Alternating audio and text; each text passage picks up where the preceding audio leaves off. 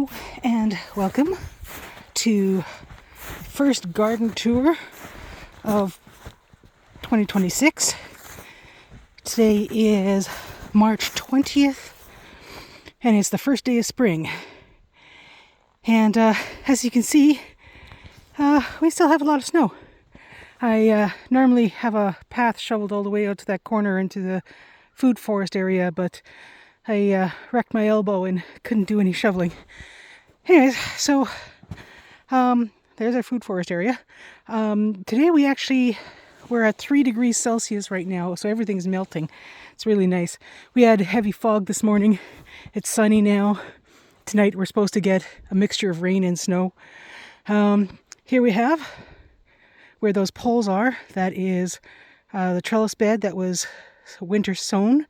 And then we've got our high raised bed, and buried under there are several other beds, which some of them are pre-sown and some of them are ready and waiting for direct sowing in the spring.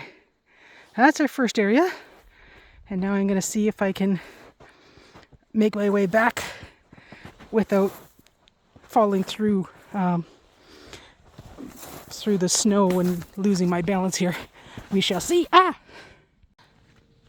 now here we are at the East Yard Garden beds. This is one of the areas I've been able to mostly maintain paths to the garage, outhouse, the litter compost back there, and to the compost pile that I'm not going to show because it's disgusting. Got 2 beds over here that are pre-sown. One has cabbage, one has kohlrabi. This bed is it's going to still need to be cleaned up in the spring. And then we have a 4-foot by 4-foot bed hidden under there that is ready for sowing. And I have company. Okay, here we're going into the beds at the chain link fence. This one doesn't have a name. We need to grab her. She needs to be spayed, but she is not friendly.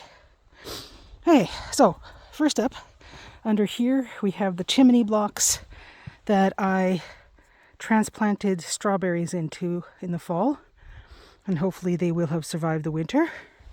And I have somebody else now.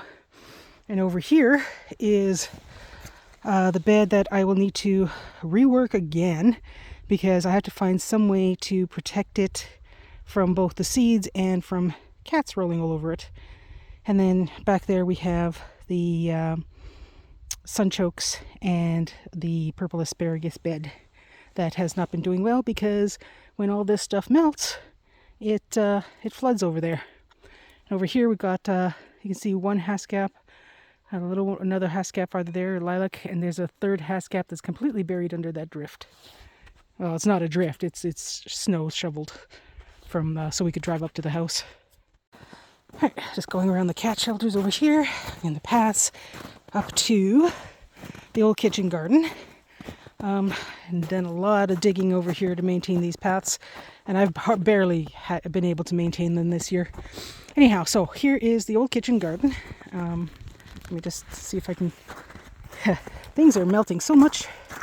None of it was like this morning. Okay, so we have over here, that's the tiny raised bed where I have herbs that hopefully survive the winter.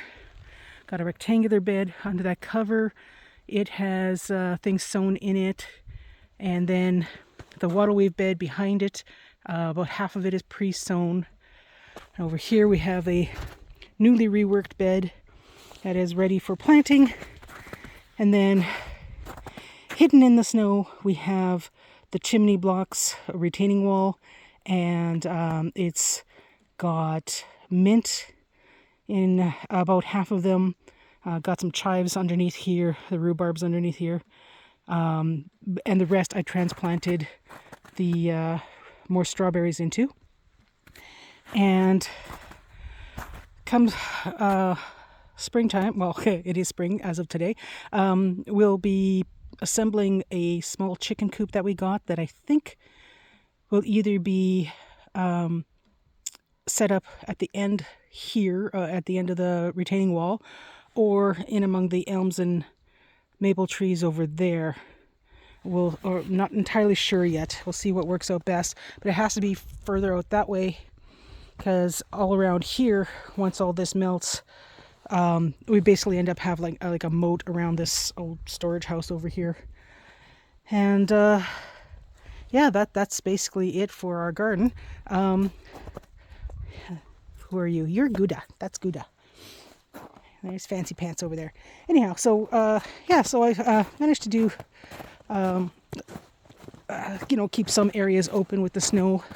We've got our paths to the fire pit going over here, and we've been able to do a cookout in the winter, because we can't really use this in the summer with all the fire bans, and that's one of the issues that we've got. We've had drought for the past couple of years, and yeah, so we'll I've got some things started indoors, very few. Some onions, I started some peppers, some eggplant, and something's been eating them. I think I got a mouse in the house. Got some herbs, some golden boy celery started.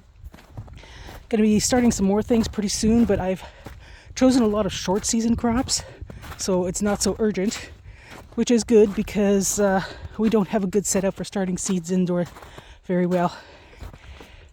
And I'm scaring critters. Who's that up there? Oh, one more thing. I almost forgot again. This is Judgment. Hello, Judgment. We have hello, Sir Robin. Our oh gosh, it's so disgusting here. Portable greenhouse is looking like this now.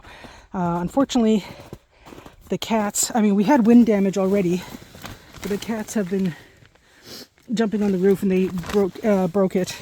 So we covered it with the tarp for the winter, use it as an extra cat shelter, and it's held out all right, but the cats are climbing on top of it too. So yeah, the tarp has holes in it now.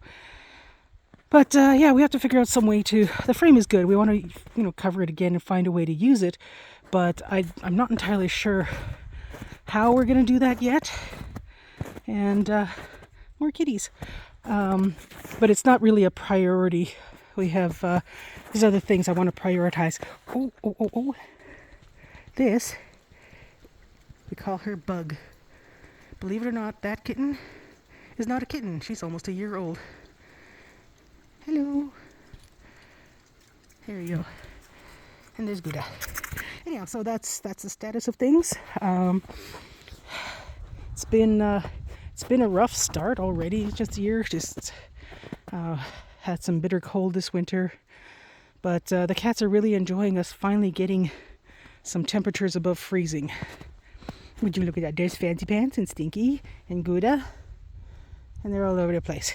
Anyhow, so yeah, we've got not a whole lot to talk about this early in the season, and hopefully we'll be losing this all soon.